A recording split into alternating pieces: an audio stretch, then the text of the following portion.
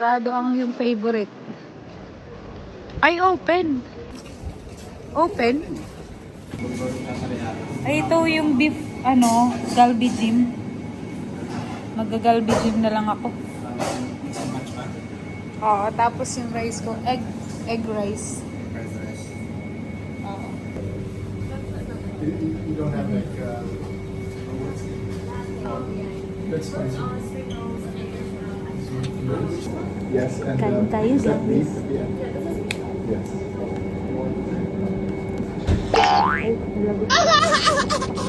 Buhay. Na-addict na to sa relo. Tingin ng relo. Tisot. Tisot. Patingin nga ng relo mo. Wow. Huwag ka na, bumili. Halika na. Ang galing. Red na red yung strawberry. So, grabe bongga.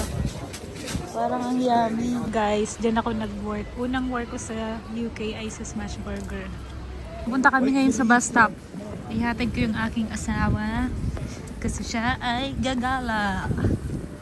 Saan ka pupunta, lab? Bristol.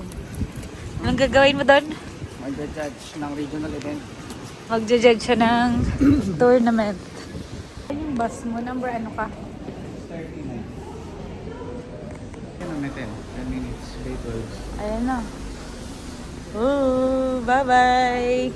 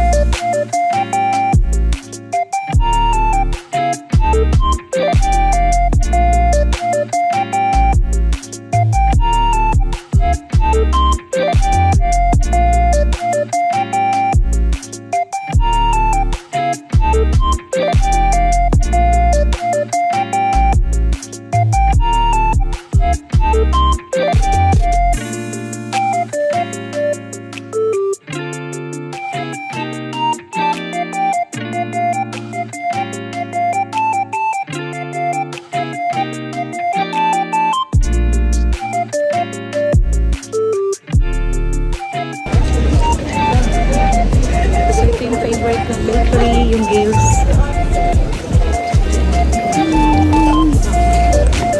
Yan ang Gales. So, pasok tayo, guys. Bili ako ng drinks at sourdough. Hiya, can I get one of these, please? For eating. To have it, please. And one matcha iced matcha latte. Just this regular one, please. Yeah, it's fine.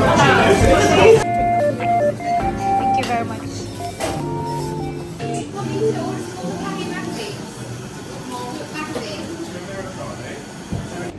So I'm just waiting for my drink. Mag-i-eat-in tayo. Go upstairs.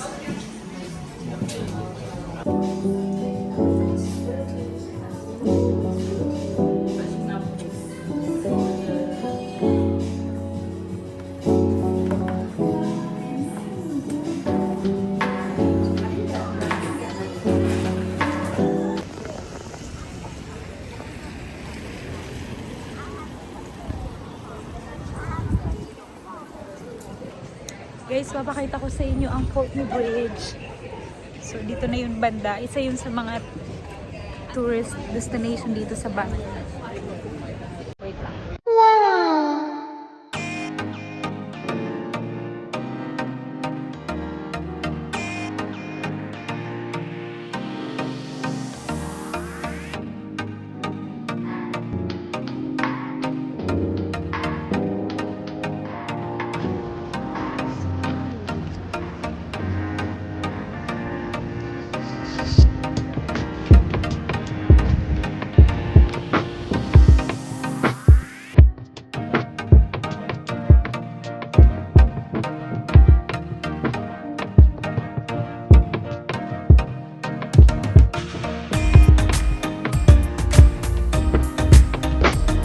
tayong lumapit doon. Ito tayo.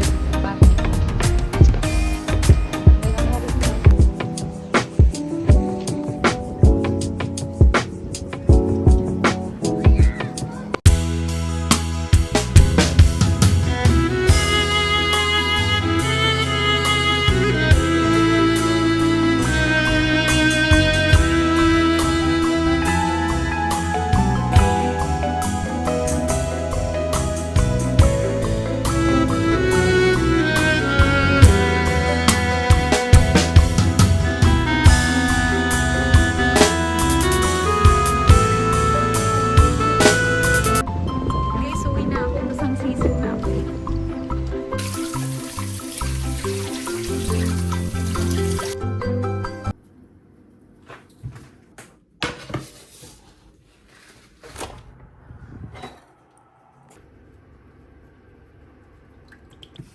Tapon muna ako ng basura, guys.